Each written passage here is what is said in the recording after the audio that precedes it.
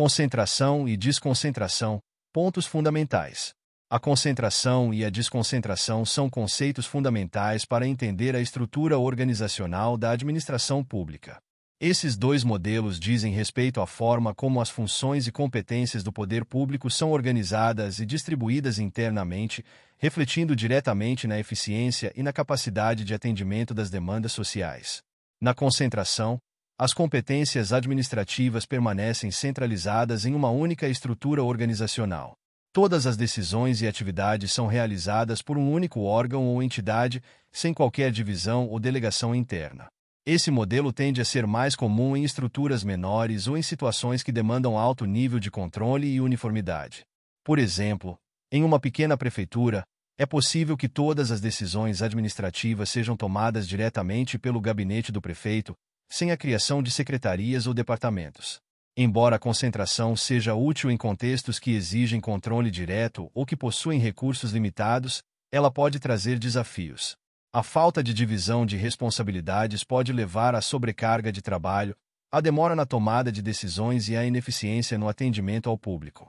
Além disso, a concentração pode dificultar a especialização das atividades administrativas, já que um único órgão ou pessoa é responsável por múltiplas funções.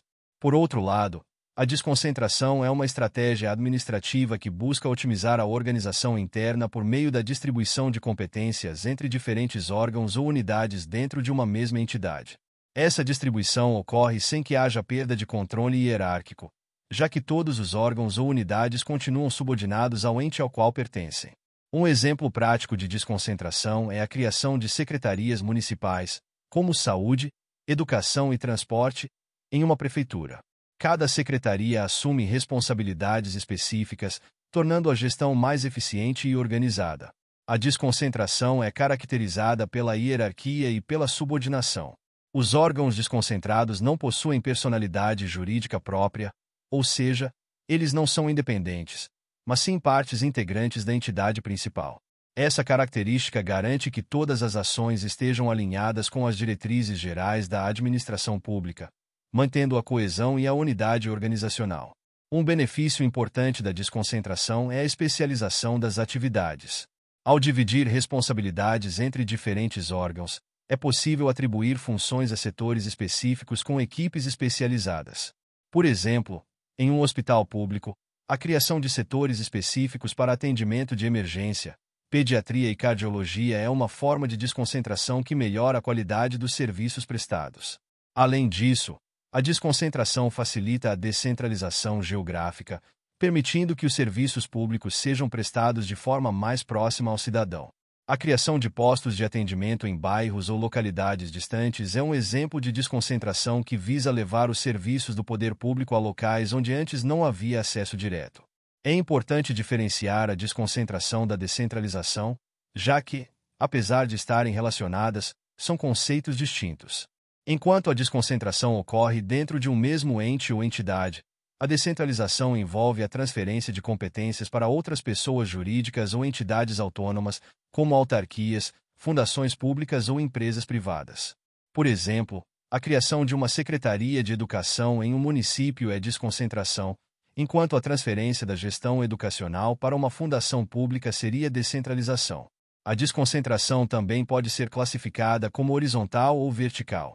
A desconcentração horizontal ocorre quando as competências são distribuídas entre órgãos de um mesmo nível hierárquico, como diferentes ministérios em âmbito federal.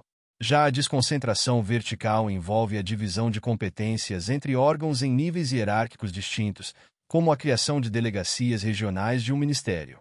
No entanto, a desconcentração não está isenta de desafios. A criação de novos órgãos ou unidades pode gerar custos adicionais, além de exigir uma gestão eficiente para evitar conflitos de competência ou sobreposição de funções. Por isso, é fundamental que a desconcentração seja acompanhada de planejamento e definição clara das atribuições de cada setor. Um exemplo concreto da importância da desconcentração pode ser observado na área da saúde pública. Em um grande hospital público, a ausência de setores especializados para triagem, internação e consultas poderia levar ao caos organizacional. Com a desconcentração, esses setores são criados e organizados de forma a atender às demandas específicas de cada área, garantindo maior eficiência no atendimento. A Constituição Federal de 1988 reconhece a necessidade de uma administração pública eficiente e organizada, o que reforça a importância da desconcentração como mecanismo para melhorar a prestação de serviços. Ao distribuir responsabilidades internamente, o poder público consegue otimizar recursos e atender melhor as demandas da população. Outro ponto relevante é que a desconcentração pode ser aplicada em diferentes níveis e esferas de governo, desde a administração federal até a municipal. Em cada caso, ela deve ser ajustada às necessidades e características locais, garantindo que as funções administrativas sejam desempenhadas de maneira eficiente e alinhada aos objetivos institucionais. Por fim, a desconcentração é uma ferramenta essencial para o bom funcionamento da administração pública. Ao dividir responsabilidades e criar uma estrutura organizacional mais eficiente, ela contribui para que o poder público seja capaz de atender às demandas sociais de forma ágil e organizada. Entretanto, sua aplicação deve ser cuidadosamente planejada, garantindo que os recursos sejam utilizados de maneira adequada e que os objetivos da administração pública sejam alcançados com eficiência e eficácia. Muito obrigado! E não se esqueça de curtir o vídeo, de se inscrever em nosso canal e de compartilhar o vídeo com amigos e familiares para aumentar essa rede do bem. Ative o sininho também para receber todas as notificações dos novos vídeos. Até mais!